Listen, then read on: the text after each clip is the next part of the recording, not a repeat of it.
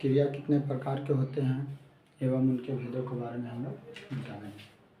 यहाँ पे हम लोग फटाफट देख लेते हैं कि क्रिया क्रिया जिससे किसी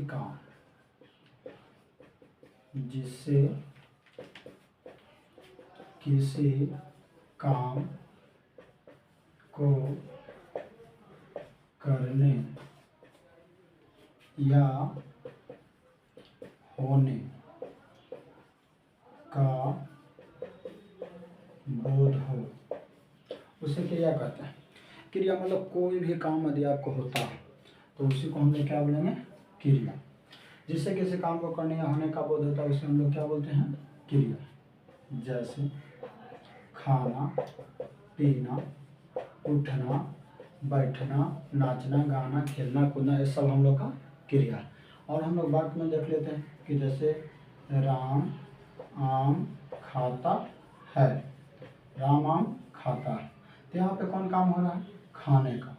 तो मुख्य रूप से यही हमारा क्रिया हो गया। क्रिया के कितने भेद होते हैं? क्रिया के दो भेद होते हैं। पहला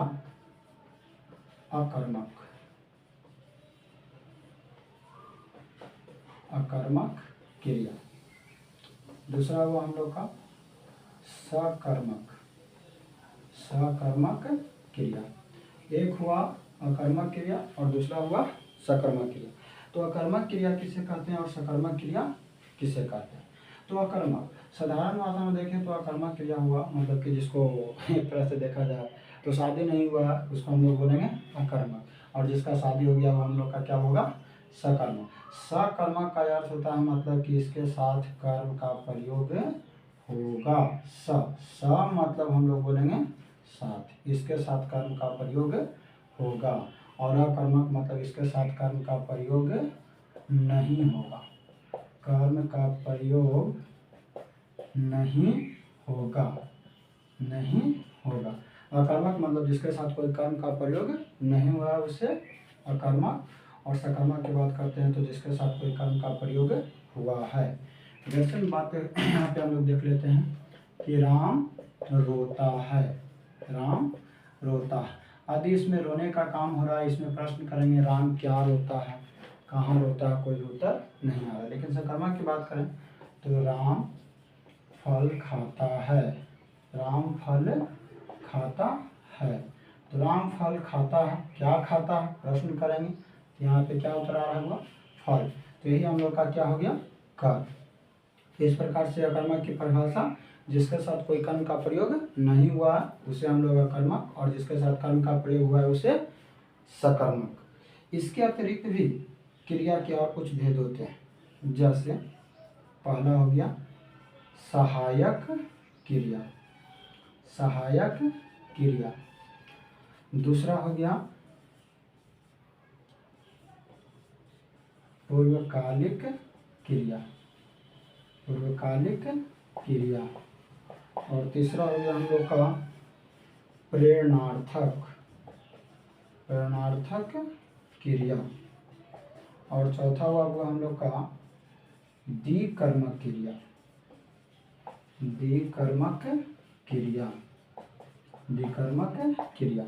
सहायक क्रिया, पहला सहायक क्रिया, दूसरा पूर्वकालिक, तीसरा प्रेरणार्थक, चौथा द्विकर्मक। जैसे चचरा मचरा भाई होता है उसी प्रकार से क्रिया की चचरा उचरा भाई है। पहला सहायक, पूर्वकालिक, प्रेरणार्थक और द्विकर्मक। सहायक की बात करते हैं, सहायक को परिभाषा करेंगे मतलब मुख्य रूप से इस सहायता करने में काम आएगा। सहायता जो मुख्य क्रिया की सहायता करता है। जैसे यहाँ पे मुख्य क्रिया हम लोग का हो गया खाना, और इसको सहायता कर रहा है कौन? है। यदि है को मिटा देते हैं हम लोग यहाँ पे, तो यहाँ पे राम फल खाता, कोई भी वाक्य हमारा पूर्ण नहीं लग रहा। तो यहाँ पे यदि हम लोग है जोड़ देंगे या था जोड़ देंगे, यहाँ पे वाक्य हम लोग पढ़ेंगे कि राम फल खाता, एक अच्छा वाक्य बन रहा। तो यही हुआ हमारा कौन क्रिया? सहायक क्रिया। जो मुख्य क्रिया की सहायता करता है उसे हम लोग बोलेंगे सहायक क्रिया। पूर्वकालिक क्रिया, पूर्व का अर्थ होता है पहले। जब कोई भी कर्ता एक काम पहले समाप्त करेगा और दूसरा काम करेगा तो उसे हम लोग बोलेंगे पूर्वकालिक क्रिया। पूर्वकालिक क्रिया का पहचान होता है ना, पहचान है यहाँ पे हम लोग का कि इसमें कोई भी वाक्य में आपका खाकर, पढ़कर, हंसकर, उठकर, बैठकर, मतलब बोले तो कर लगा रहेगा।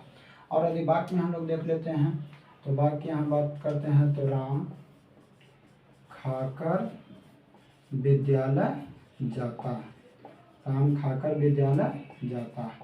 तो इसमें पहले हम लोग का काम हो रहा क्या, खाकर, मतलब पूर्व, पूर्व मतलब पहले काम हो रहा खाकर। पहचान हम लोग देखें तो कोई भी वाक्य में आपका कर लग रहा है, जैसे खाकर, बैठकर, उठकर, बैठकर, नाचकर, गाकर, है ना, कूदकर, तो इस प्रकार से हमारा हो गया पूर्वकालिक क्रिया।